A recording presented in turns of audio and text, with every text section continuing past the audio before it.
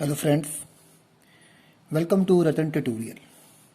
जैसे कि पिछली वीडियो में मैंने आपको न्यूक्लियोफिलिक सब्स्टिट्यूशन रिएक्शन के बारे में बताया था कि हेलोल्केन में किस तरह से न्यूक्लियोफिलिक सब्स्टिट्यूशन रिएक्शन होती है। मैंने कहा था कि दो तरह का मैकेनिज्म जनरली हम पढ़ते हैं। एक पढ़ते हैं SN1, जो कि पिछली वीडियो में मैंने डिस्कस किया था।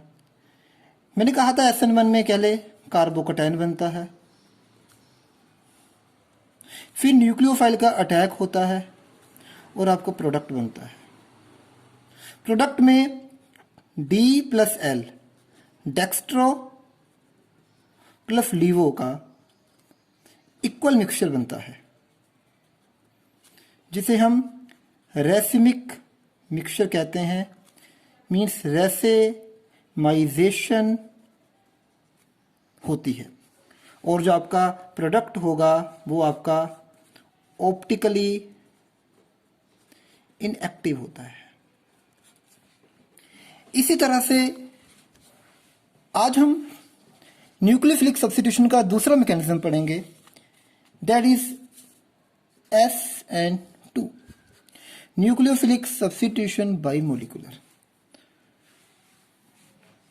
न्यूक्लियोफिलिक सब्स्टिट्यूशन बाइमोलिकुलर में अगर हम डिटेल में पढ़े और एग्जाम्पल लें तो इसमें क्या होता है।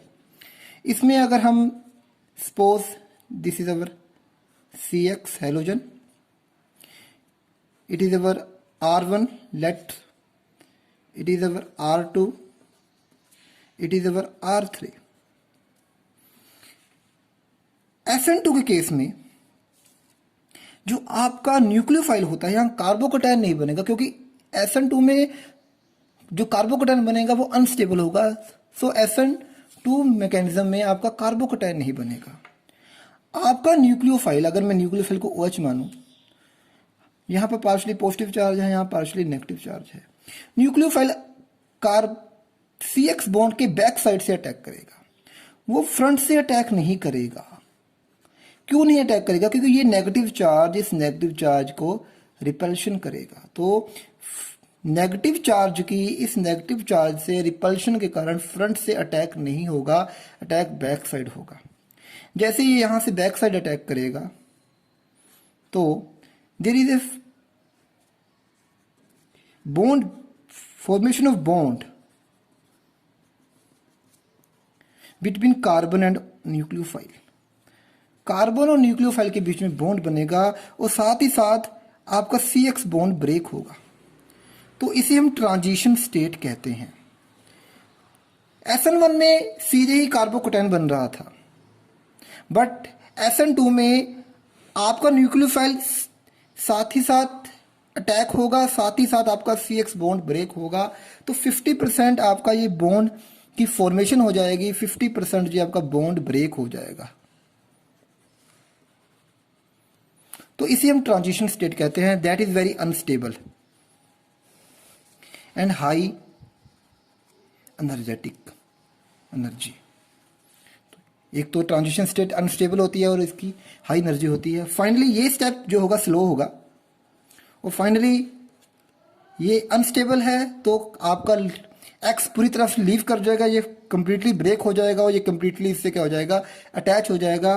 फाइनली आपका प्रोडक्ट R1, R2, R3 और यहाँ पर आपका फाइनल प्रोडक्ट P तैयार बन जाएगा।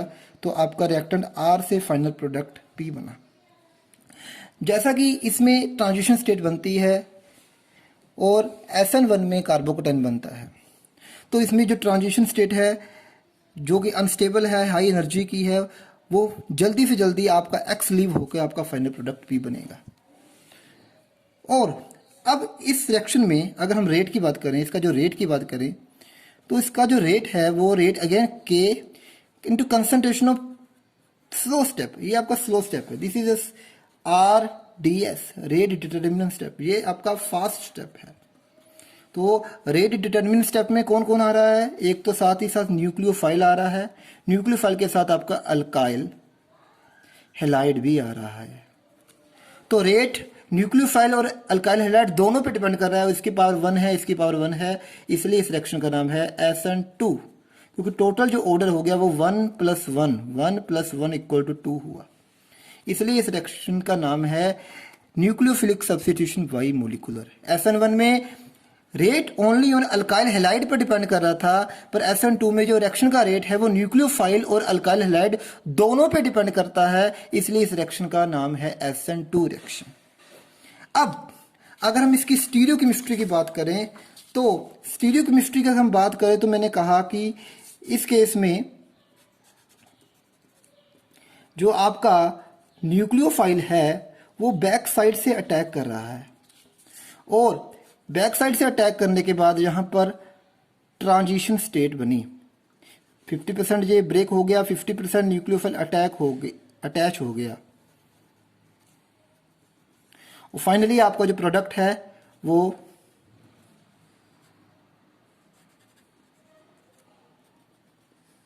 ये बना। अब अगर हम रिएक्टेंट R और प्रोडक्ट P को देखें तो इन दोनों में जो रिलेशनशिप है इट इज 100% इन्वर्जन, क्योंकि न्यूक्लियोफाइल ने यहां से अटैक नहीं किया, तो जो 100% अटैक हुआ वो बैक साइड हुआ। तो आपका जो प्रोडक्ट बना उसकी जो स्टीरियोकेमिस्ट्री है रिएक्टेंट के 100% ऑपोजिट है, 100% इन्वर्जन है। सो SN2 में 100% इन्वर्जन होती है। इस इन्वर्जन को वाल्डन इन्वर्जन भी कहते हैं, क्योंकि वाल्डन साइंटिस्ट ने इस इन्वर्जन को देखा था, इसलिए इस इन्वर्जन को हम वाल्डन इन्वर्जन भी कहते हैं। तो अगर हम समराइज करें तो SN1 में कार्बोकैटायन बना